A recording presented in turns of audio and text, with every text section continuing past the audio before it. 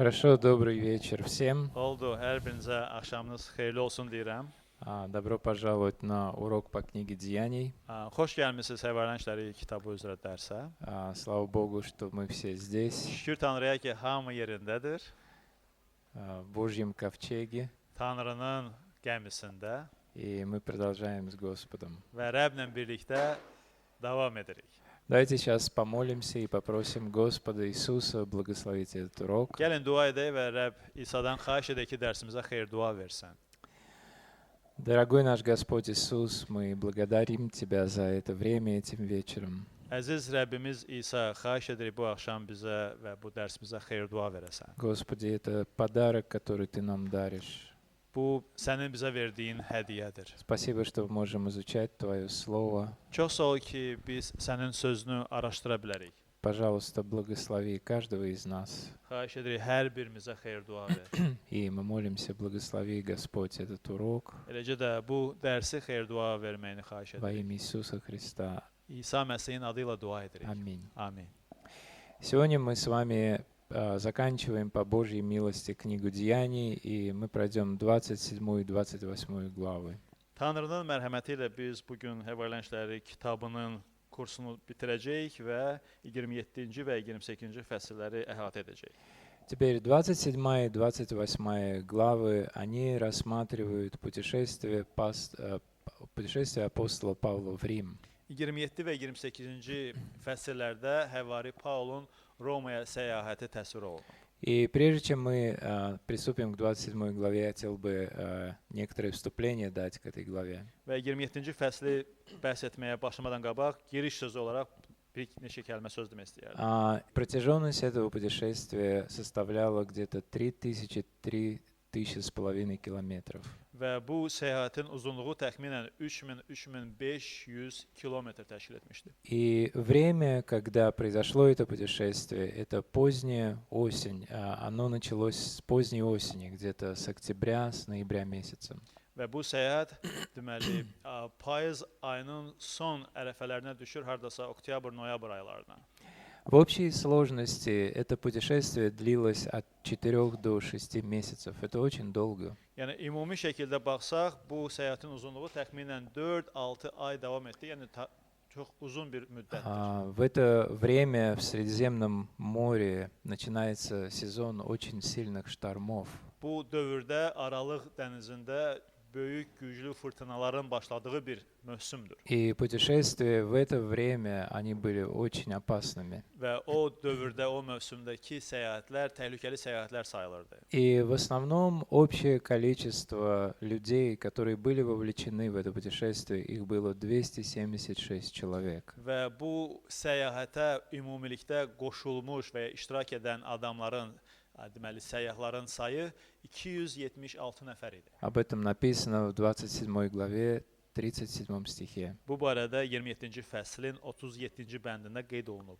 Итак, теперь давайте приступим к 27 главе. Gəlin indi 27-ci fəslə qədəm basaq. После того, как Павел выступил перед царем Агриппой и Вереникой, и также правителем Фестом, и тысяченачальниками, и знатными людьми, Deməli, Həvari Paul zadəgan insanların qabağında, ondan sonra Agripa padşahı və həyat yoldaşı Beriniki və Fest valinin qabağında çıxış edəndən sonra, вы помните, что это произошло в Деяниях 26 главе, yadınızdadırsa bu 26-cı fəsildə baş vermişdi. Его отправляют в Рим, как он и просил.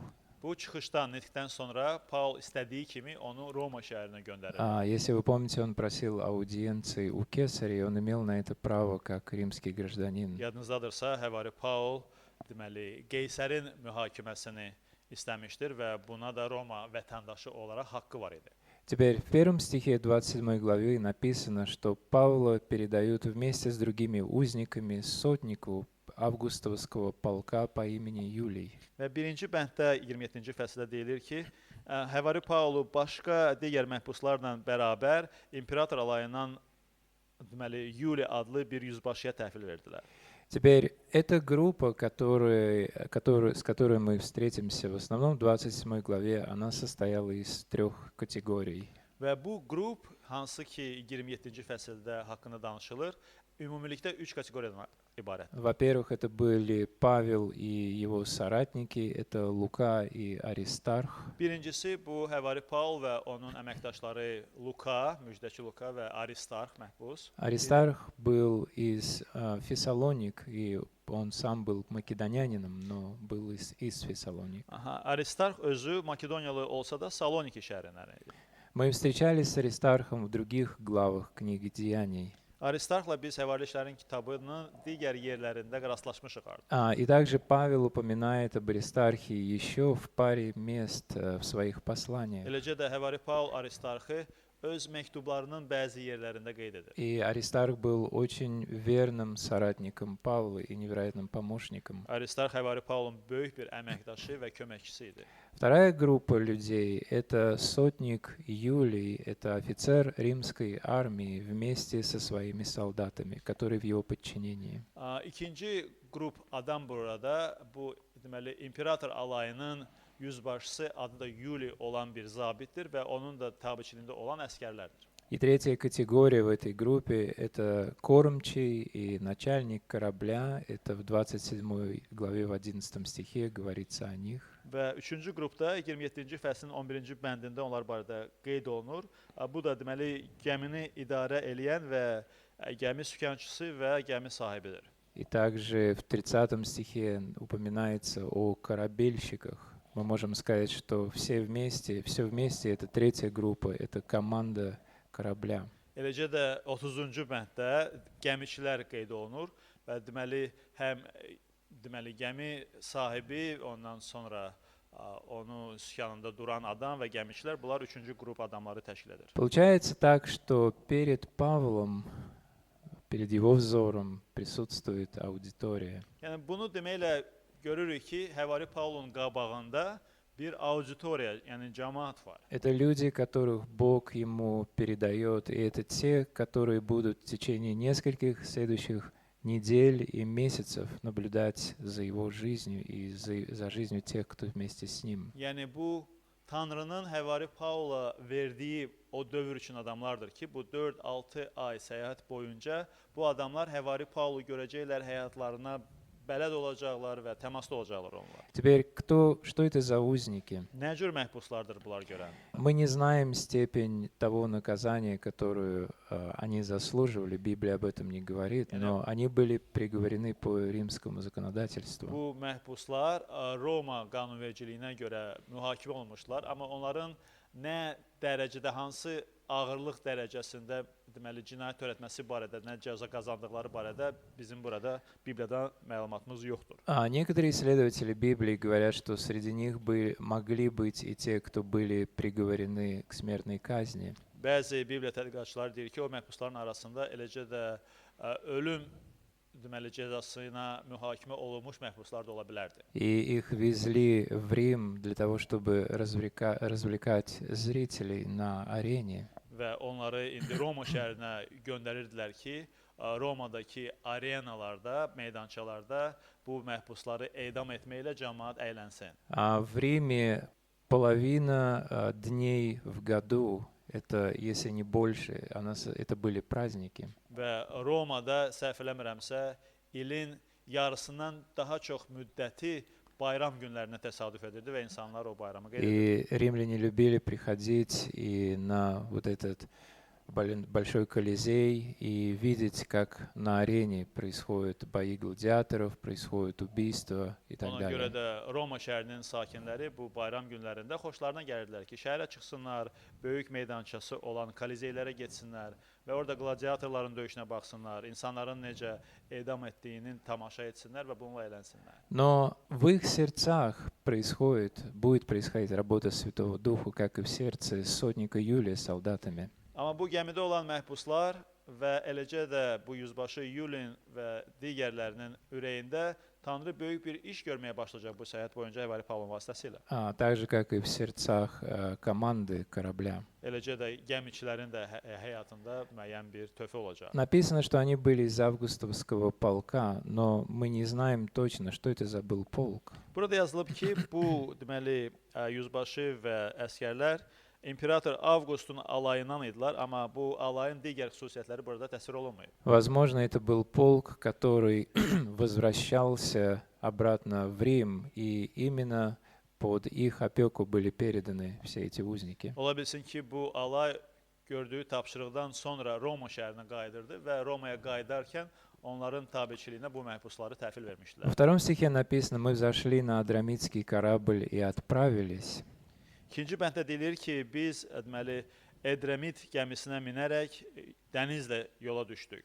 Возникает вопрос, как Луке и Аристарху, с которым мы позднее встретимся в конце второго стиха, как им разрешили плыть вместе с Павлом? Burada belə bir sual yaranır ki, indi necə oldu ki, müjdəçi Luka və bir qədər sonra haqqında oxuyacağımız Aristarx da Həvari Paulla bu gəmiyə minib səyahət etməyə icazə aldılar. И есть несколько предположений на этот счет. Və bu məsələdə bir neçə təxmin var. Первый заключается в том, что Лука и Аристарх, они были там в качестве рабов Павла.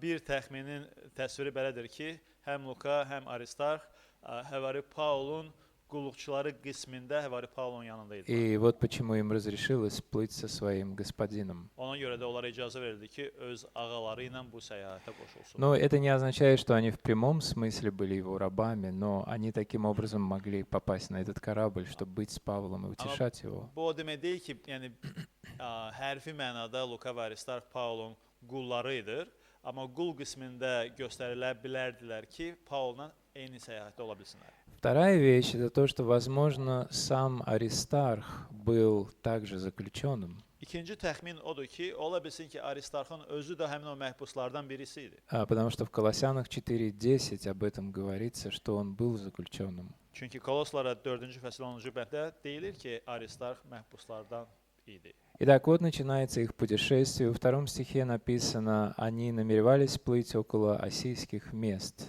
Və budur onların səyahəti başlayır. İkinci bəndin başlanğıcı deyilir ki, onlar Asiya vilayətinin sahilində limanlara gedirdilər. На следующий день в третьем стихе они прибывают в Сидон. Səhərsi gün ya ertəsi gün onlar burada yazılıb 3-cü bənddə Sidona gəlib И çatırlar. написано, что Юлий разрешил Павлу сходить к друзьям. Və deyilir ki, Yuli, yəni bu zabit yüzbaşı icazə verir, izin verir ki, Paul dostlarına orada baş çəksin. Лука пишет в третьем стихе, что со стороны Юлия было проявлено человеколюбие. Və Luka 3-cü bənddə deyir ki, Yuli insanpərvərlik göstərir Paula icazə verməyi ilə. Итак, Павел сходил, чтобы повстречаться с братьями и сестрами, с христианами. Belə ki, Həvari Paul da o ərazidə Sidon şəhərində bacı qardaşlarla görüşə izin alır. Написано в третьем стихе, что он воспользовался их усердием. Возможно, имеется в виду то, что они оказали определенного рода помощь им. Və burada deyilir ki, Paul onların yanına getdi ki, lazımi kömək alsın və ola bilsin ki, bu adamlar da Sidon şəhərində imanlar Paula dəstək В göstərir. четвертом стихе они отправились оттуда и приплыли в Кипр по причине противных ветров. 4-cü bənddə deyilir ki, əks istiqamətdə külək əsdiyinə görə onlar gəmi ilə Kiprə tərəf getdilər. Итак, вот он первый намек на то, что их ожидало. Они встречаются в первый раз в этом путешествии с противным ветром. Və budur birinci eyham bu səyahətdə ki, onlar ilk dəfə onlara qarşı, yəni əks istiqamətdə əsən küləklə qarşılaşır. Они не планировали попасть на Кипр, но они вынуждены были туда попасть из-за противного ветра. Yəni marşrutlarında Kipr nəzərdə tutulmamışdır, amma əks istiqamətdə külək əsdiyinə görə onlar məcbur olub Kiprə В getdilər. пятом стихе они переплыли море против Киликии и Памфилии и прибыли в миры Ликийские. 5-ci bənddə deyilir ki, dəniz yolu ilə Kilikiya və Pamfiliyanı keçib, deməli, digər şəhərə gəldilər. Теперь в мирах киликийских им нужно было поменять корабль. Və bu da Likiyanın Əmira şəhəridir və orada onlar gəmini dəyişməli idilər. И написано, что сотник в 6 стихе, он нашел Александрийский корабль, который плыл в Италию, и посадил нас на него. 6-cı bənd deyir ki, yüzbaşı orada İtaliyaya gedən bir İskəndəriyyə gəmisi tapıb bizi o gəmiyə mindirdi. Теперь этот корабль, это был большой грузовой корабль, перевозивший пшеницу. İndi bu ikinci gəmiyə gəldikdə bu nəhəng, böyük yük daşıma gəmisidir ki, taxıl daşıyırdı. Мы встречаемся в 38 стихе, говорится о том, что он перевозил пшеницу. 38-ci bənddə burada biz bu qeydi oxuyuruq ki, o deyir buğdanı, deməli, dənizə boşaldaraq, yəni gəmi buğdanı daşıyırdı. Он шел из Александрии, Александрия — столица Египта. İskəndəriyyədən yola düşmüş bir gəmidir. İskəndəriyyə də ki, Misrin paytaxtı idi. А в те времена Египет считался главной житницей всего Рима. O dövrdə Misir bütün Roma imperiyası üçün deməli azuqə və deməli təchizat mənbəyi sayılırdı. И когда они стали плыть, то в 7 стихе их путешествие оказалось медленным.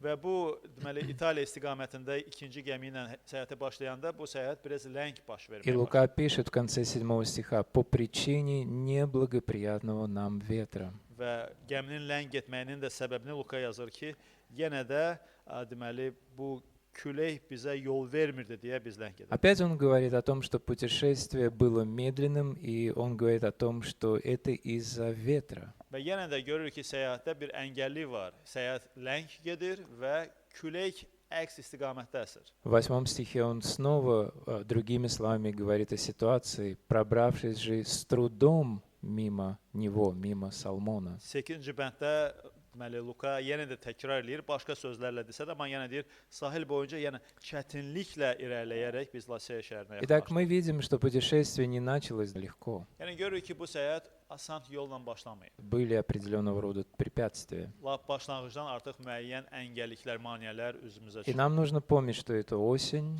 Və yadda saxlamalı ki, bu payız fəslidir. это открытое море, Açıq dənizə səyahətdir. уже холодно. Artıq soyuq И они çağıdır. прибывают к месту под названием в 8 стихе «Хорошие пристани». Və 8-ci bənddə deyilir ki, onlar gəlib gözəl limanlar adlanan körfəzə çatırlar. И причина, почему то название, та пристань так называлась, связана с тем, что она была защищена от северо-западных ветров. Və bu körfəzin məhz gözəl limanlar adlamasına səbəb odur ki, o körfəz şimali-qərb deməli küləklərdən qorunan bir yer idi. Здесь дальше написано в 9 стихе: «Но как прошло довольно времени». Amma 9-cu bənd deyir ki, xeyli vaxt itirmişdik deyə.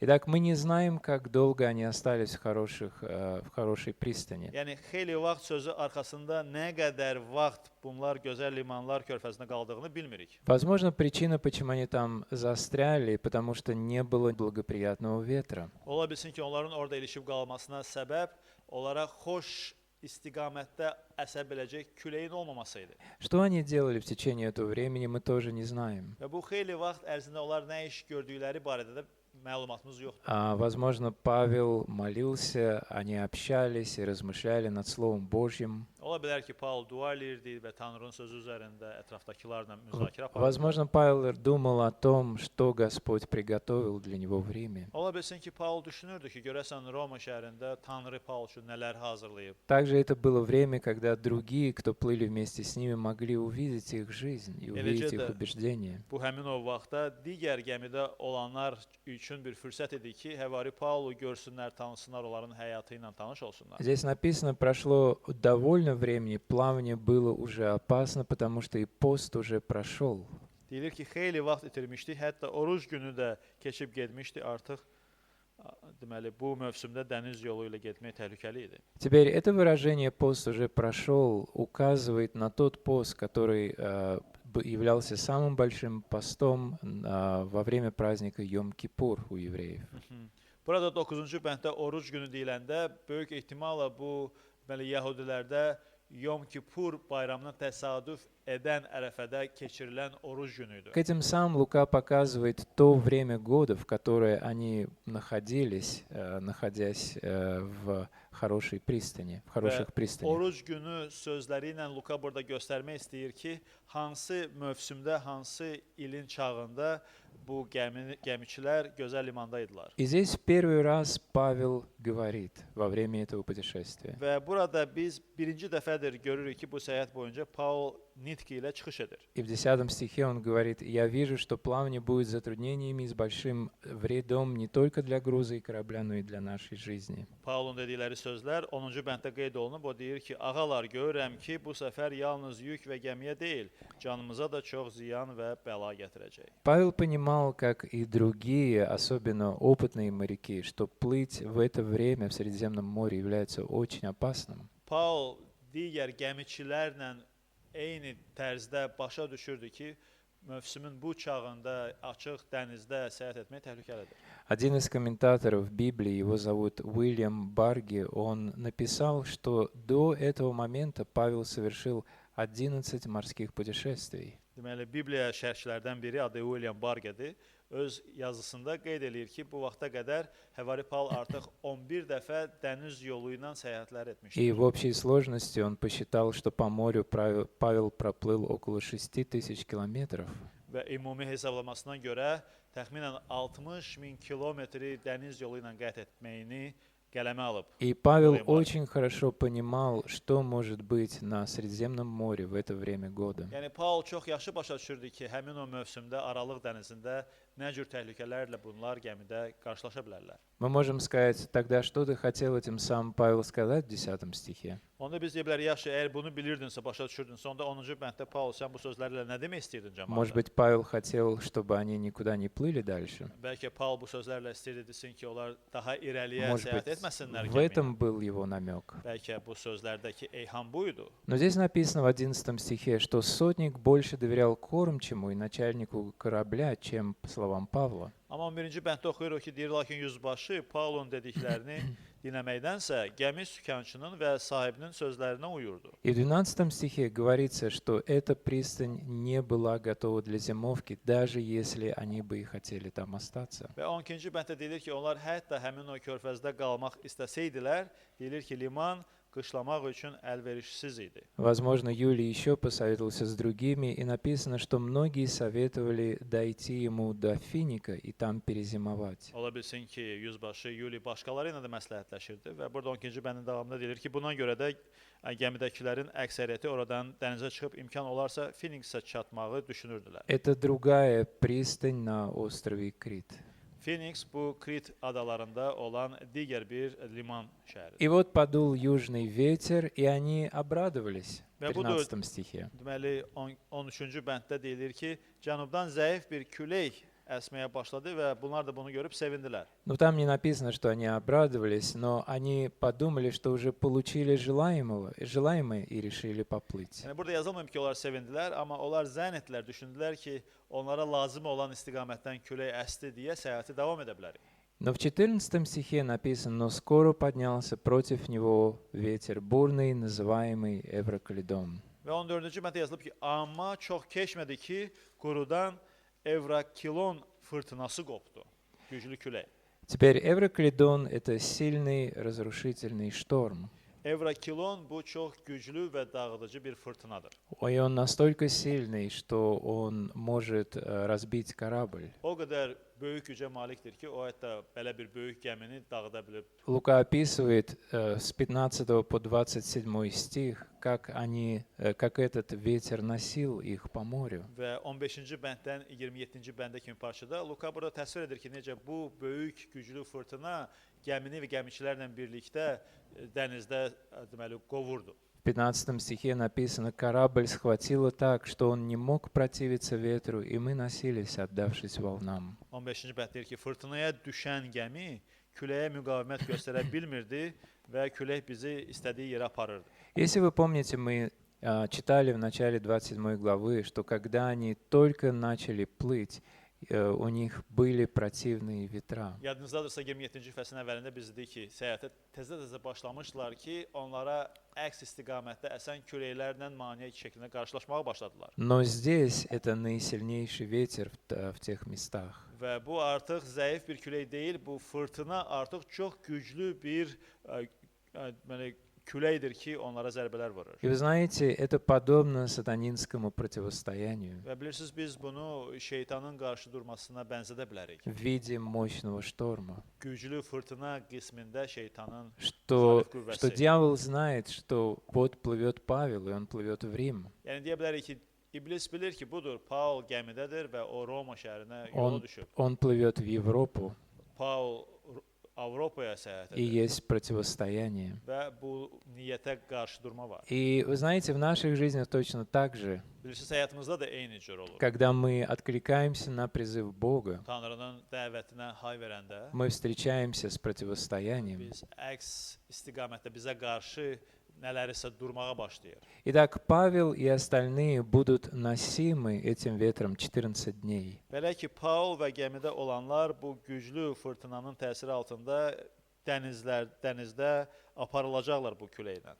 И интересно, в 15 стихе, это немножко уклонение от темы, но там слово «носились» — это то же самое слово, которое используется во 2 Петра 2:21. Və biraz mövzudan kənar olsa da amma qeyd etməliyəm ki, 15-ci bənddə aparırdı sözü qeyd olunub və bu eyni sözdür ki, 2 Petra. 2 Петра 2 Petr 2:21. 2:21-də qeyd olunub. Где написано, что Слово Божье писали люди, будучи движимы Духом Святым или носимы Духом Святым. Və Petrin məktubunda deyilib ki, Allahın sözünü, kəlamını insanlar yazıb, qələmə alıb ki, o insanlar ki, müqəddəs ruh tərəfindən aparılırdılar. Итак, они не могут контролировать эту ситуацию. Yəni aparılırdılar o mənada ki, onlar bu vəziyyəti öz gücləri sayəsində idarə edə bilmirlər. В 17 стихе написано, они обвязали корабль, чтобы он не развалился. 17-ci bənddə deyilir ki, onlar qayığı yuxarı çəkəndən sonra gəminin kəndirlərini onun altından doladılar. Bağladılar ki, И действительно Тədbir такое görürsün. делали раньше с такими кораблями. doğrudan da o vaxtlarda bu cür gəmilərlə belə bir tədbir görürdülər. Их обвязывали цепями, веревками. Ətraflarını kəndirlərlə və ya zəncirlərlə Особенно bürüyürdülər. самые уязвимые места на корабле. Xüsusilə də gəminin ən zəif yerlərini bu cür bərkidirdilər. В 18 стихе на следующий день они выбросили весь груз за борт. 18-ci bənddə deyilir ki, ertəsi gün onlar gəminin yükünü atmağa başladılar. В 19 стихе написано, что они на третий день они выбросили свои вещи. 19-cu bənddə deyilir ki, 3-cü gün isə öz əlləri ilə gəminin təchizatını atdılar. Итак, но самое главное, пока они не выбросили, и это тяжелый груз пшеница. Amma ən vacib yük ki, deməli buğdadır, onlar hələ bu yükü atmayıblar gəmidə. В 20 стихе они многие дни не видят ни солнца, ни звезд, и написано «исчезла всякая надежда». 20-ci bənddə deyilir ki, günlərlə nə günəş, nə də ulduzlar göründü. Fırtına da o qədər şiddətlə davam etdi ki, artıq bundan xilas olmağa ümidimiz qalmamışdı. И самое ужасное, что может произойти в этой ситуации, это когда теряется надежда. Və bu cür vəziyyətlərdə ən dəhşətli bir şey odur ki, insanın ümidi artıq itir. И если в открытом море не видно ни солнца, ни звезд, это значит, облака настолько затянуты, это значит, что нету навигации. Yəni düşünün ki, açıq dənizdəsən və elə bir vəziyyətdir ki, nə günəşi, nə ulduzları görürsən. Yəni buludlar o qədər sıx aşağıdadılar ki, sən naviqasiyanı görmürsən ki, hara gedirsən. Я не могу видеть звезды, чтобы смотреть по звездам, где север. Я не вижу, откуда восходит и где заходит солнце. Yəni ulduzları görə bilmirəm ki, nəticədə istiqamətimi tuta bilim. Eləcə də günəşi görə bilmirəm ki, günəş hardan doğdu, hardan batdı ki, o ilə də deməli öz coğrafiyamı Иначе говоря, нету GPS. müəyyən edim. Yəni başqa sözlə deyə bilərik ki, GPS-ləri artıq yoxdur. В 21 стихе написано, они не ели. 21-ci bənddə yazılıb ki, onlar artıq yemək də yemirdilər. Мы можем себе представить эту ситуацию. Təsəvvür edə bilərik bunu özümüzə. Холодная вода, Ki, soyuq sudur эти dənizdə огромные волны, которые набегают на və корабль. böyük ləpələr, dalğalar zərbə vurur gəmiyə. Нужно за что-то держаться, чтобы волна не смыла с Ki, корабля. dalğalar səni gəmidən qaçırmasın deyə sən nədənsə möhkəm yapışmalısan. Корабль болтает туда-сюда. Və gəmini titrədir fırtına sağa, sola. Ужасная картина. Dəhşətli bir mənzərədir.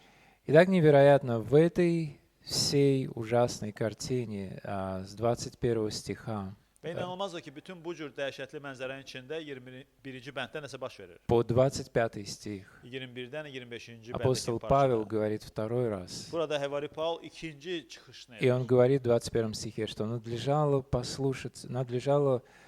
послушаться меня и не отходить от Крита, чем мы избежали бы этих затруднений и вреда.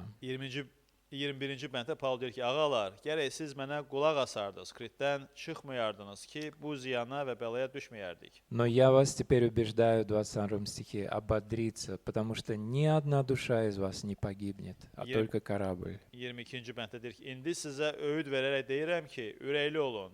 Çünki heç biriniz canını itirməyəcək, yalnız gəmi məhv olacaq. И невероятно, у Павла было это слово утешения для них. Və inanılmazdır ki, bu cür vəziyyətdə Paulun onlara təsəlli verəcək sözləri var idi. Почему? Потому что Бог поговорил с ним. Səbəb, çünki Rəbb Paulla danışmışdı. И здесь говорится, ибо ангел Бога, которому принадлежу я и которому служу, явился мне в эту ночь. Paul 23-cü bənddə deyir, çünki mənsub olub ibadət etdiyim Allahın bir mələyi bu gecə yanıma gəlib belə dedi.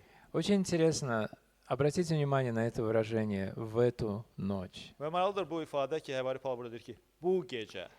Представьте, 2 недели, Təsəvvür edin ki, 2 həftə keçib и Бог говорил не сразу, və Tanrı o saat Paulla danışmadı. но когда прошло несколько дней, Amma bir neçə gün keçəndən sonra danışdı. я уверен, все, кто были с Павлом, и Павел, конечно, они молились. Əminəm ki, Paul və onunla olan hər kəs dua edirdi belə И vəziyyətdə. Господь явился и ободрил его. Və Rəbb zühur etdi və Paula ürək-dirək verdi. Но этот шторм не прекратился, Amma fırtına bitmədi. этот шторм продолжался. Fırtına davam edirdi. Но у Павла есть утешение. Amma Paulun təsəllisi var. Какое? Nədir bu Это təsəlli? Божье обещание. Tanrının vədidir bu В təsəlli. 24 стихе ему Бог сказал: «Не бойся, Павел, тебе должно предстать перед Кесарем, и вот Бог даровал тебе всех плывущих с тобою». 24-cü bənddə Rəbb deyir, qorxma Paul, sənin Qeysərin qarşısına çıxmağın lazımdır. Səninlə birgə gəmidə olanların hamısını da Allah sənə bağışladı. Поэтому ободритесь, мужи, ибо я верю Богу, что будет так, как мне сказано. Və sonra Paul davam edir. Ay ağalar, buna görə ürəkli olun. Allaha inandığıma görə bilirəm ki, hər şey mənə deyildiyi kimi olacaq. Нам должно быть выброшенными на какой-нибудь остров. Amma bizə bir adaya düşmək lazım olacaq. Теперь у Павла здесь есть этот духовный авторитет. Yəni burada görürük Paulun ruhani səlahiyyəti. Но интересно то, что Господь sразу не явился Павлу, чтобы ободрить. Amma maraqlısı odur ki, Rəbb o dəqiqə, yəni o saat başlanğıcdan Paula görünmədi ki, onu ruhlandırsın. И интересно то, что Господь не убрал этот шторм. Və maraqlıdır ki, eləcə də Tanrı bu fırtınanı dayandırmadı. Разве это было бы не супер? Məyər əli olmazdı dayansaydı bu Мы бы fırtına. были бы очень rады, если бы Бог убирал наши шторма. Biz çox sevinərdik ki, bizim həyatımızda baş verən fırtınaları Rəbb bir anda dayandırarsaydı. Но как его Бог здесь утешил? Amma hansı sözlərlə Rəbb onu burada təsəlli Он verir? поговорил с ним. Rəbb öz sözü ilə Paula təsəlli verir. Обещание Бога. Tanrının vədləri var И idi. Павел схватился за это обещание. Paul da Tanrının vədlərindən möhkəm yapışdı. И вот в 27 стихе написано, что прошло уже 14 дней. Və 27-ci bənddə deyilir ki, artıq 14 gün keçib.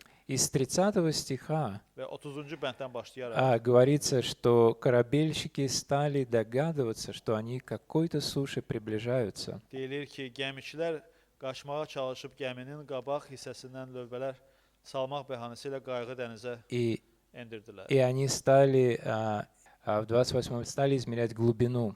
28-ci bənddə deyilir ki, suyun dərinliyini ölçməyə başladılar. И там говорится, если перевести на нашу меру измерения, они вначале измерили глубину 36 метров, потом 27 метров. Və bizim dildə desək o ölçü vahidlərini əvvəl ölçəndə dərinliyi 37 metr idi, sonra 26 metr dərinliyi idi, yəni azalırdı. И они поняли, что они приближаются к суше. Və bu dərinliyin azalması nəticəsində başa düşdülər ki, onlar quruya çatırlar. И они решили убежать с корабля. Və bunu başa düşəndə onlar gəmidən qaçmağa çalışdılar. Они бросили лодку, Onlar qayığı gəminin kənarına чтобы atdılar уплыть. ki, qayıqda aradan çıxsınlar. Но Павел сказал в 31 стихе, они должны остаться. Amma Paul dedi ki, yüzbaşıya ki, bu gəmiçilər qalmalıdır gəmidə. И он сказал сотнику, если они не останутся, вы не сможете спастись. Paul yüzbaşıya belə deyir ki, bunlar gəmidə qalmasalar, siz xilas ola bilməzsiniz. Интересно, он не сказал, что мы не можем спастись, он сказал вы. Halbuki ki, Paul burada demir ki, əgər onlar qalmasa biz xilas ola bilmərik, siz xilas ola bilməzsiniz. То есть то, что подразумевалось под тем, что Бог ему сказал, чтобы все были вместе. Yəni Tanrının Paula dediyi söhbətin məqsədi idi ki, hamı gəmidə olanlar xilas olsun. И для спасения других необходимо было присутствие корабельщиков, потому что они знали свое мастерство. Və başqalarının da gəmidə xilas olması üçün gəmiçilər gəmidə qalmalıdır, çünki gəmiçilər gəmini idarə edirdi. И в 32 стихе воины отсекли веревки в лодке. Və 32-ci bənddə deyilir ki, əsgərlər qayığın iplərini kəsdilər. К этому моменту сотник уже доверяет Павлу. Və bu ana gəldikdə yüzbaşı artıq Pavla etibar edir. Теперь это произошло ночью, Deməli, bu gecə çağı baş verib. но утром в 33 стихе Amma 33-cü bənddə dan yeri söküləndə Павел стал ободрять всех Yəni səhər покушать, erkən Paul hamını ruhlandırır ki, çörək yesinlər. потому что вы помните, они не ели 2 недели. Çünki yadınızdadırsa 12 gündür ki, bunlar çörək yemir. И написано, у него есть эта уверенность. Və yazılıb ki, Paulun burada əminliyi var. И мы читаем здесь дальше, в 4-й раз он уже обращается. Ki, burada artıq onun 4-cü müraciətini oxuyuruq ki, o təkidlə deyir Он burada. берет хлеб, Əlinə çörək götürür. в 35 стихе он ломает этот хлеб, 35-ci bənddə o çörəyi перед bölür. всеми благодарит Бога Hamının qabağında Allaha şükür edir bu çörəyə görə и начинает kушать. və yeməyə başlayır. Теперь представьте, другие голодные мужчины смотрят на него, Təsəvvür edin ki, digər kişilər ac, yalavac baxırlar Paula, и надежда потеряна, ümidlərini itiriblər и вдруг она və оживает. birdən ümid doğulur. Там написано, они все начали есть, Və deyilir ki, bunlar hamısı yemək yedi. и они ободрились и приняли пищу. Və onlar ürəkləndilər və yemək yedilər. И когда насытились в 38 стихе, 38-ci bənd deyir ki, hamı doyandan sonra они стали тогда выкидывать yalnız пшеницу. ondan sonra buğdanın dənizə boşalmağa başladılar. Теперь в 39 стихе они увидели землю, Deməli 39-cu bənddə deyilir ki, onlar qurunu gördülər. но шторм продолжался. Amma fırtına davam edirdi. Они подняли малый парус и стали плыть к земле. Deməli onlar paruslarını kiçik ölçüdə qaldırdılar ki, üzü quruya getsinlər И произошло кораблекрушение. və nəticədə gəmi qəzası baş verdi. Когда корабль сел на мель, Nə vaxt ki, deməli gəmi dayaz yerə endi и эти сильные волны стали разбивать корабль. və böyük deməli ləpələr də deməli gəmiyə zərbələr И vurmağa и başladılar. когда воины увидели всю эту ситуацию, Əsgərlər bütün bu vəziyyəti görəndə они захотели убить всех узников. onlar bütün məhbusları öldürməyə çalışdılar. Потому что если бы один из них спасся и выжил, то тогда воин покарался бы смертной казнью. Çünki təhlükə onda idi ki, əgər məhbuslardan kimsə sağ qalsaydı, onda əsgərlər öz başlarını itirəcəkdilər, çünki onlar məsul idilər bu Но məhbusların. написано в 43 стихе, что сотник, желая спасти Павла, он остановил воинов.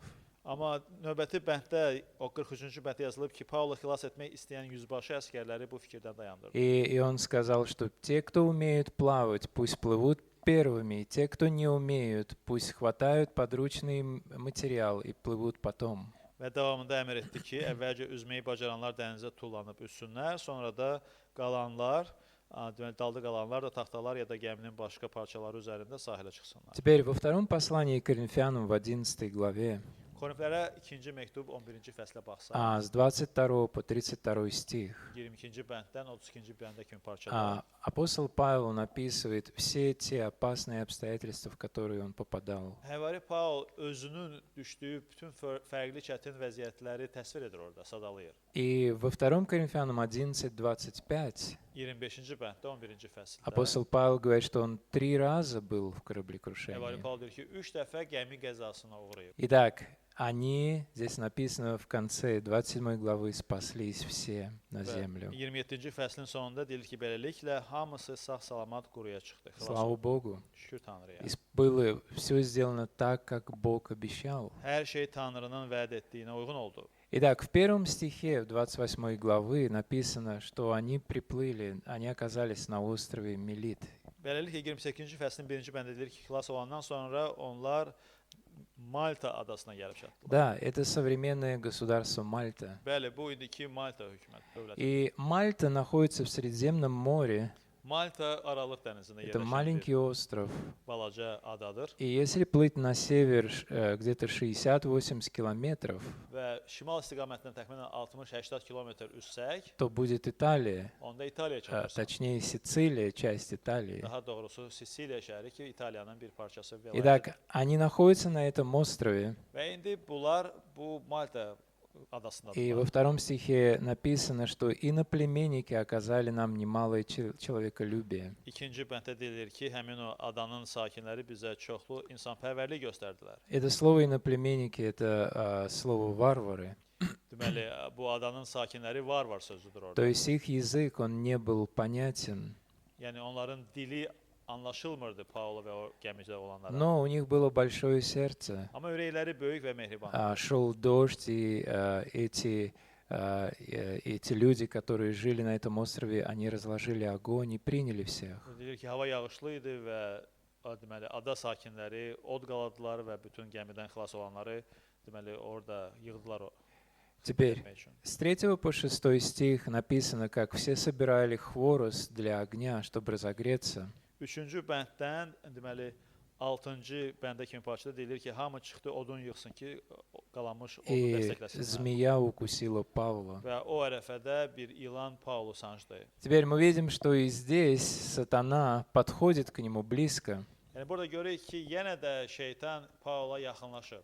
Но помните, Бог дал обещание Павлу. Amma yadınızdadırsa Tanrı Paula vəd vermişdi. Павел знает, что будет так, как сказал Бог. Paul bilir ki, Tanrı dediyi kimi olacaq hər И şey. он верит этому обещанию. Paul Tanrının vədinə И inanır. когда он видит эту змею, Və görəndə ki, əlinə ilan sancıb, он sбрасывает ее в əlindən огонь. sirkələyib deməli ilanı oda atır. Но те, кто увидели это, Amma bu mənzərəni görən şahid olan жители adamlar, этого острова, yəni adanın sakinləri bunu görəndə они думали, что он сейчас умрет, düşündülər ki, vəssalam, ilan sancması nəticəsində öləcək indi Paul. но он не умирал. Amma Paul ölmədi. И здесь говорится в конце 6 стиха, они говорили, что он Бог. Və 6-cı bəndin sonunda deyilir ki, bu cəmaət görəndə bunu dedilər ki, bu Allahdır. И это уже не в первый раз. Və bu birinci dəfə deyil belə Вы baş. помните в Деяниях 14 главе, Yadınızdadır Sayıların İşləri 14-cü fəsil. когда о Павле сказали, что это боги сошли к нам. Paul haqqında deyirlər ki, bu Allahlardır, ilahilərdir ki, göylərdən yerə düşüblər bizim üçün. Очень интересно, что сегодня на Мальте нету ядовитых змей. Çox maraqlıdır ki, bu günlərdə Malta adasında zəhərli ilanlar yoxdur. И у них есть поверье, что после того, как произошла эта ситуация у них на острове, когда апостол Павел был там, после этого все ядовитые змеи исчезли. Və Malta sakinləri indiyə qədər inanır ki, Həvari Paulun əlini sancan o ilanı, o silkələyib oda atandan sonra bununla bütün Malta adasındakı zəhərli ilanlar məhv olub getdi. И я решил проверить это сегодня. Mən qərar gəldim ki, bir yoxlayım görüm bu doğrudurmu yoxsa? И действительно, я не нашел, они говорят, что там нету ядовитых змей. Və həqiqətən də orada deyilir ki, zəhərli ilanlar Malta adasında Там yoxdur. есть змеи, которые могут укусить человека, и будет рано, но не так, чтобы он умер. İlanlar var orada və onlar da sanca bilər, amma elə və yara da yarada bilərlər, amma ölümcül yara deyil bunlar. Теперь начальника острова звали Публий в 7 стихе. Yəni 7-ci bənddə adanın deməli baş məmuru adı Publi adlı bir şəxs haqqında И danışılır. 3 дня он заботился о Павле и обо всех Və людях. 3 gün, 3 gecə o həm Paulun və gəmidən xilas olanların qarşısına qalırdı. И его отец, он был болен, и Павел исцелил его. Və Publin atası naxoş idi, Paul da ona şəfa verir. И когда другие люди на острове узнали, что его отец был исцелен, они стали приходить и приводить своих друзей, родственников, чтобы те исцелились. Ada sakinləri görəndə ki, Publin atasına Paul şəfa verdi, bunlar da ada sakinləri öz tanış, qohum, dostlarını, xəstələrini gətirməyə başladılar ki, Paul onlara şəfa И versin. представьте, как это было для тех, кто плыл на корабле. Они видят это все. Və indi düşünün o gəmidən xilas olanları ki, onların vəziyyəti nə yerdədir ki, onlar göz qabağını görürlər ki, Paul nələr edir. Эти заключенные видели это свидетельство. Məhbuslar Paulun hərəkətinin, şəhadətini görürlər. И так продолжалось 3 месяца. Və bu cür 3 ay davam etdi. И причина, почему они там были 3 месяца, это опять же, они ждали хорошей погоды. Və gəmidən xilas olanların 3 ay o adada qalmasının da səbəbi odur ki, onlar yaxşı havanın gəlməsini gözləyirdilər. Теперь после 3 месяцев они сели на корабль, 3 aydan sonra onlar bir gəmiyə mindilər. а в 11 стихе он назывался Диаскуры. 11-ci bənddə deyilir ki, bu gəminin adı, deməli, görək, əkiz tanrılar heykəlini gəzdirən bir İskəndəriyyə gəmisi idi. Диаскуры дословно это сыновья Зевса. Diaskura deyiləndə hərfi mənada bu Zevs ilahisinin oğullarıdır. И у него было 2 сына, которые были близнецами. Одного звали Кастор и другого Полукс. Deməli, Zevsin deməli 2 oğlu əfsanəyə görə, mifə görə var idi. İkisi də əkiz idi. Birinin adı Kostor idi, o birisinin adı Полукс. Polks. Pollux. Pollux idi. И они считались у римлян покровителями мореплавателей. Və Kostos və Pollux Roma deməli imperiyasında dənizin ya sular üzərində ilahələr sayılırdı, tanrılar sayılırdı. Итак, они сели на корабль под этим названием и Далее. прибыли в Сиракузы в 12 стихе. 12-ci bənddə deyilir ki, onlar həmin bu gəmiyə Diaskora mindilər və Sirakuza şəhərinə gəlib А çatdılar. через 3 дня в Ригию 3 gündən sonra artıq onlar и Regiuma потом çatıblar через день в Путиол. və ertəsi gün artıq Pitioliyə çatdılar. Ага. И Путиол это он находится недалеко от Неаполя в Италии. Və Putioliya bu İtaliyadakı Neapol şəhərinin yaxınlığında yerləşən bir şəhərdir. Здесь написано, они нашли там братьев в 14 стихе. 14-cü bənddə deyilir ki, onlar orada bacı qardaşlarla görüşdülər. И Павлу к этому времени уже было разрешено остаться с этими братьями даже на 7 дней. Və o vaxt artıq Pavla icazə verilmişdi, hətta 7 gün bacı qardaşları ilə həmin o Puteoliyadakı adamlarla И qalsın. 15 стих это невероятный стих. Və inanılmaz bənd burada 15-ci bənd. Потому что тамошние братья, услышав от нас, вышли нам навстречу до Апиевой площади и 3 гостиниц. Çünki burada deyilir, bizdən xəbər tutan Romadakı imanlı bacı qardaşlar bizi qarşılamaq üçün Api bazarına və 3 mehmanxanaya qədər gəldilər. Теперь была известная Апиевая дорога.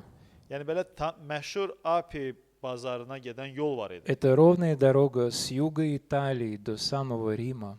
Bu İtaliyanın cənub hissəsindən ta Roma şəhərinə qədər uzanan bir yol idi. Она была несколько сот километров. Bir neçə 100 kilometr məsafəsi var И idi orada.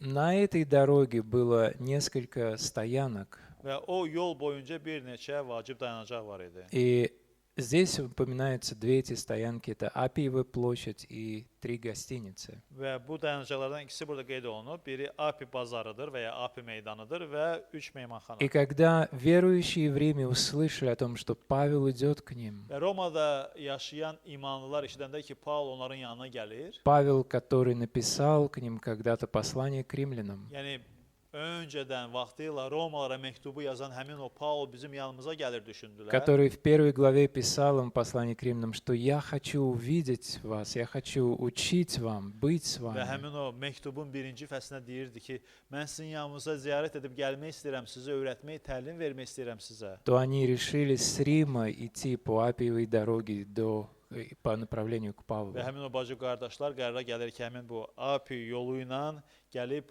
Paulu И qarşılayacaqlar. самое невероятное, что расстояние между этой стоянкой до Рима где-то 50-60 километров. Və inanılmazdır ki, bu dayanacaqla, yəni Api bazarı ilə Wow. Roma şəhərinə qədər məsafə 50-60 50-60 50-60 километров. kilometr məsafədir ki, onlar o yolu Представьте, piyada. они пошли, чтобы встретить Павла, столько километров. Təsəvvür edin ki, bu yolu qət etmək üçün piyada onlar getdilər ki, Paulla görüşsünlər. Теперь и здесь говорится, что Павел, когда увидел их в конце 15 стиха, он был очень ободрен. Здесь написано, увидев их, Павел возблагодарил Бога и ободрился. 15-ci bəndin sonunda deyilir ki, Paul onları görəndə Allaha şükür edib ürəkləndi. Теперь с 17 по 20 стих Amma 17-ci bənddən 20-ci bəndə kimi parçada Павел хочет встретиться, когда он приходит в Рим, он хочет встретиться со знатейшими иудеями.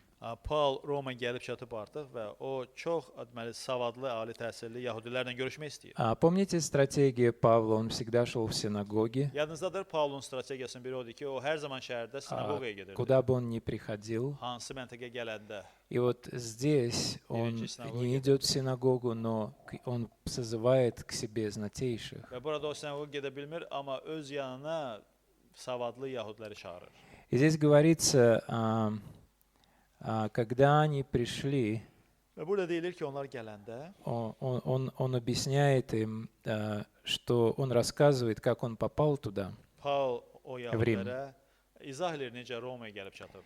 И они говорят ему в 21 стихе, что нам никаких писем против тебя, к нам не было доставлено из Иудеи против тебя. Мы ничего не Romadakı знаем. yəhudilər deyir ki, deməli Yahudiyadan, Yerusəlimdən bizə sənə qarşı hər hansı bir məktub göndərilməyib. Но мы хотим услышать об этом учении в 22 стихе. Amma 22-ci bənddə deyirlər ki, amma biz sənin fikirlərini və bu təlim haqqında eşitmək istəyərdik. И он назначил день в 23 стихе, чтобы они пришли, и он бы учил их. 23-cü bənddə Paul onlar üçün bir gün təyin edir ki, o vaxt bu yəhudilər gələcək ki, Paul da onları təlimə tanış edəcək. И здесь говорится, что очень многие, в 23 стихе, они пришли к нему в то место, где он жил. Və 23-cü bənddə deyir ki, bir gün təyin edib, həmin gün daha böyük kütlə ilə onlar Pavlun yanına И он gəldilər. с утра до вечера обучал их из закона Моисеева и пророков. Və Paul da səhərdən axşama qədər Musanın qanunundan və həm də peyğəmbərlərin yazıldıqlarından onlara təlimi И verir. некоторые из этих иудеев, когда они услышали, они поверили, Və bu yəhudilərdən bəziləri Paul eşidəndən sonra iman etdilər. но другие не верили. Digər yəhudilər isə inanmadılar. И с 26 по 28 стих он процитировал им на прощание из Ветхого Завета. Və 26-cı bənddən 28-ci bəndə kimi parçada vidalaşaraq Paul onlara Əhd-i Ətiqdən bir parçanı istat И в gətirir. 28 стихе он говорит: «Итак, да будет вам известно, что спасение Божье послано язычникам, они и услышат». Və 28-ci bənddə Paul deyir ki, indi bilin ki, Allahın verdiyi bu xilas başqa millətlərə göndərilib və onlar buna qulaq asacaq.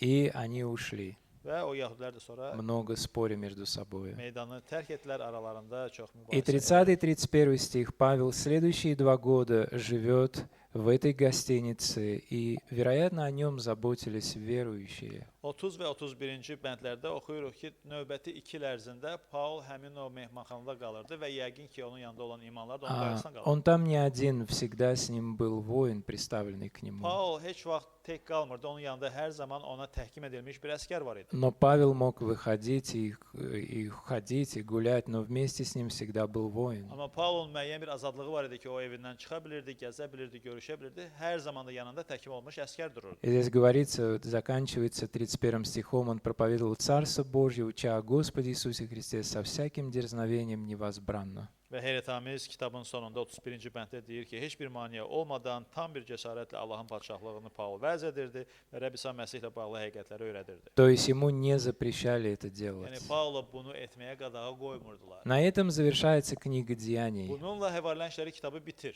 Теперь, но через 2 года он будет освобожден, Amma 2 ildən sonra o azad ediləcək и он будет на свободе некоторое və время. müəyyən müddət azadlıqda qalacaq. И после этого его арестуют второй Və раз. yalnız ondan sonra onu ikinci dəfə həbs edəcəklər. И это то, когда уже будут пытки, и потом будет казнь. Və zindanda olduğu vaxt ərzində ona işgəncə verəcəklər, ondan sonra da edam edəcəklər. Теперь последнее, что я скажу. Зачем Лука описал все это в 27 главу, так подробно его путешествие, 28? Bu kursun son nöqtəsi olaraq deyəcəm ki, sual olaraq niyə görə müjdəçi Luka 27 və 28-ci fəsildə bu səyahəti çox təfərrüatlarla bizə açıqlayır. И я думаю, что ключевой стих здесь это 27 глава, 25 стих. Və mən düşünürəm burada açar bənd bizim üçün yadda saxlamağa bu 27-ci fəslin 25-ci bəndidir. Что если Господь послал нас, если Господь говорит нам что-то, то будет точно так, как Он сказал. Və burada deyildiyi kimi, əgər Tanrı, Rəbb Allah bizə nəyisə deyibsə, onda hər şey onun dediyi sözə uyğun olacaq həyatımızda. Хотя на пути будут шторма, Baxmayaraq ki, qarşımıza fırtınalar хотя çıxacaq, будет сопротивление, противостояние, baxmayaraq ki, qarşı durmalar və müqavimət olacaq. хотя будет, может быть, даже змея, которая висит на руке. Hər şey ola bilsin ki, əlimizdən sallanacaq və bizi sancacaq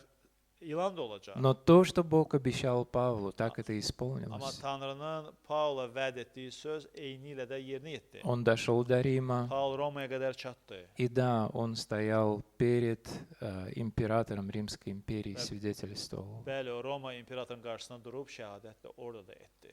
Аминь. Amin. Мы дошли с вами Biz до конца sizinlə книги finish Деяний. xəttinə qədər çatdıq.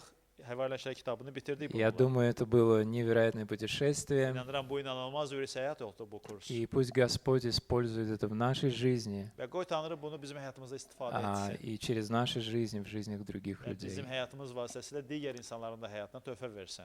Аминь. Давайте Amin. помолимся. Gəlin dua edək bitirək.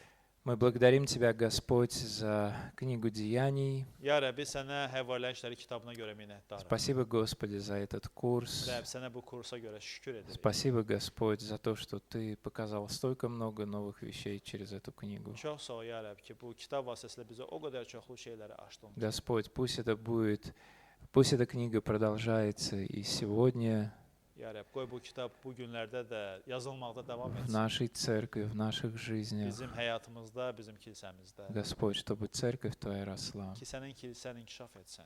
Господь, и используй всех нас в Твоем плане для Öz planında этого. bizim hər birimizi lütfən istifadə et. Во имя Иисуса Христа. İsa Məsihin adı ilə dua etdik. Аминь. Amin.